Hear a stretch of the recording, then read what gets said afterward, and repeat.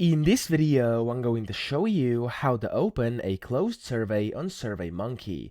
Now, the first thing you have to do, you want to sign into your account, then you want to go to the Home tab, top left, and then from here, you want to select your closed survey you would like to reopen, okay?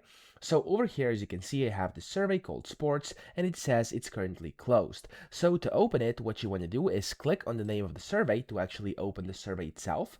And then whenever you do this, up top, you have a few buttons. What you want to do is go to Publish Survey, okay?